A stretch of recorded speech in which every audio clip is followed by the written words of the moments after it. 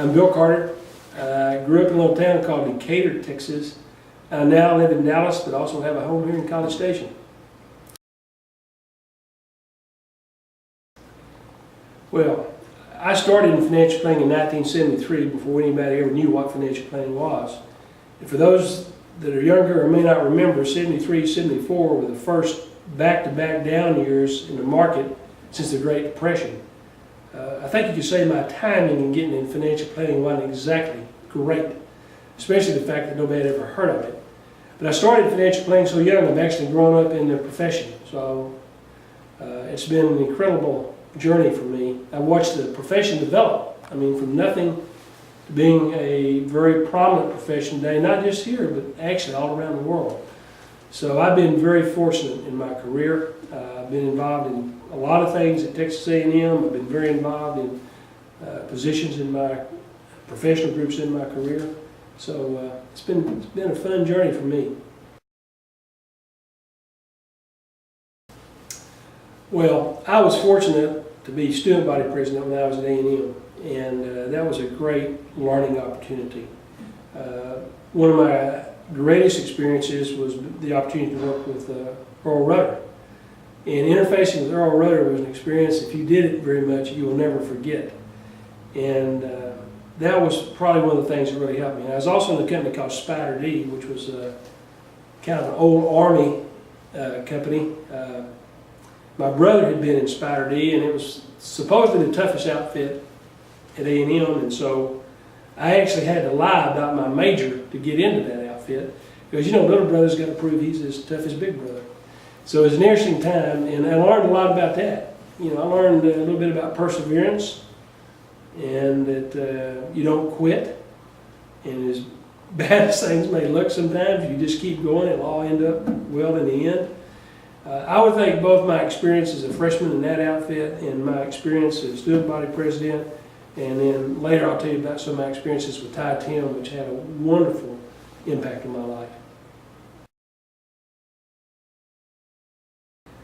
Well, you know, it's a little bit different today in that students today need good grades. You know, back then, companies were looking for leadership experience, and if you had that, they'd say, well, we'll just teach you what we want you to know. It's a lot more competitive today and a lot different. You know, not only do they want to have leadership experience, they want you to have good grades too, which is sometimes more difficult to do, because those things that we get leadership experiences take time, and they take time away from grades, so you have to be a lot more, you have to have better time organization, I think, today as a student than you did perhaps when I was there. But as far as what it takes getting out into the world, and you hear a lot of advice. And one thing I've told students for years, don't overlook the benefit of just hard work. You know, sometimes just getting in there and working harder than everybody else will pay great dividends. And you know, that was kind of my attitude when I got out, when I started in my profession. You know, I said, you know, there's going to be people smarter than me, people better looking than me, people that are better connected than I am, but there ain't going to be anybody that's going to outwork me. I'm going to do whatever it takes to be successful. So I think one of the things that's overlooked tremendously today in talking to students is the benefit of hard work. It doesn't mean you can't be balanced in life, but there's nothing wrong with working hard. Now, you got to understand, I grew up on a dairy farm, so I kind of learned that just because of the way I grew up. It wasn't something that I figured out on my own. That was just my lifestyle. Well, number one, I'm a kid at heart, so I love to play. You know, I love to read, I love to listen to music, I love to run, I love to go to movies, I love to go to ball games. The group I sit with at Texas A&M supposedly is the longest sitting group together at Kyle Field of everybody. So we've been sitting together over 30 years. And I don't miss many games here. And now that we have a house here too, you know, I'm down, I've got season tickets for basketball games, I bought some tickets for baseball games. I don't have any trouble playing. I think what you have to understand is the young people have to understand, you need to balance it.